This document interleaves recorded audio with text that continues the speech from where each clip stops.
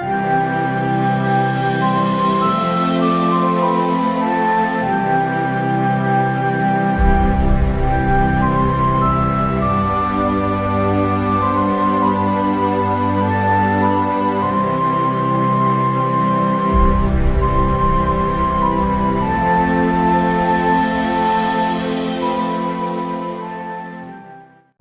lagi nostalgia zaman dulu nih.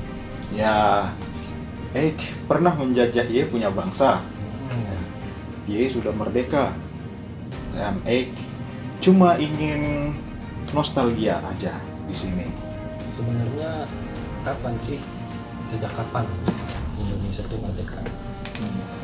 Jadi sebetulnya Ye punya bangsa kan dulu disebut Nusantara.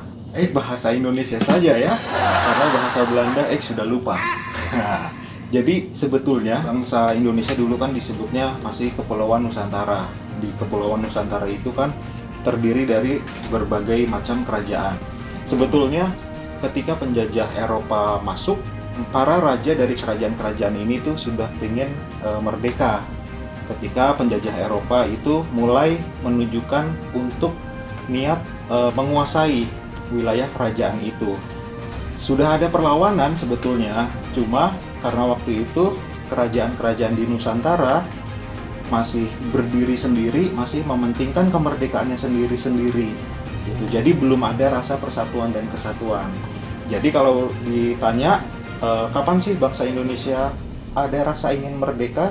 Ya sebetulnya dari zaman kerajaan pun sudah ada rasa ingin merdeka.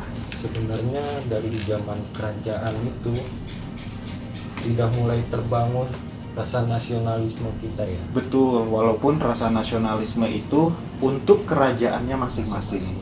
Terus sebenarnya mulai kapan kemerdekaan Indonesia itu diperjuangkan?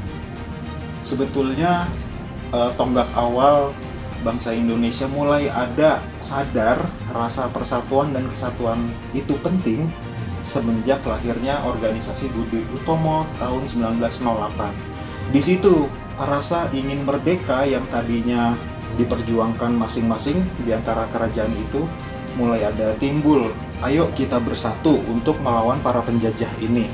Ketika didirikannya organisasi Budi Utomo tahun 1908.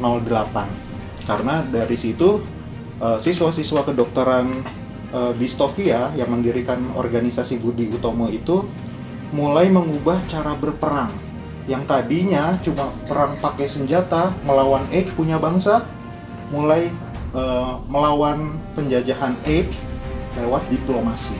Walaupun pada saat itu masih butuh proses, nggak langsung serta-merta serentak semuanya satu padu melawan punya bangsa, nggak, butuh proses. Indonesia tuh merdeka pada momen apa sih sebenarnya? Ketika penjajahan Jepang mulai masuk ke punya bangsa, Jepang itu menyerah kepada sekutu ya di Perang Dunia Kedua tahun 1945. Hiroshima dan Nagasaki dibom sama tentara sekutu Amerika. Akhirnya militer Jepang itu makin melemah dan lumpuh kekuatannya. Disitulah momen-momen awal kemerdekaan Indonesia bisa raih. Indonesia setelah dari itu langsung merdeka? Tidak, karena setelah Jepang menyerah, sebetulnya kekuasaan Jepang itu dikembalikan lagi kepada Belanda. Makanya terjadi agresi militer Belanda 1 dan 2. Nah, podcast kali ini lu mau ngebahas batasan Indonesia itu apa aja? Maksudnya batasan sejarah Indonesia yang mau bahas?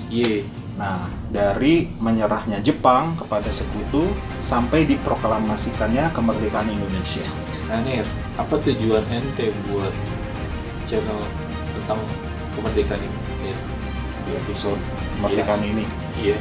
cuma satu, untuk mengingatkan generasi punya bangsa, generasi penerus, supaya ingat asal-usul sejarahnya, perjuangan para pejuang ketika susah payah mendapatkan kemerdekaan itu, beserta lika-likunya yang mungkin belum tentu orang lain tahu tentang lika-liku proses kemerdekaan punya bangsa. Siapa tahu generasi penerus bisa mengembalikan masa-masa keemasan ia punya bangsa.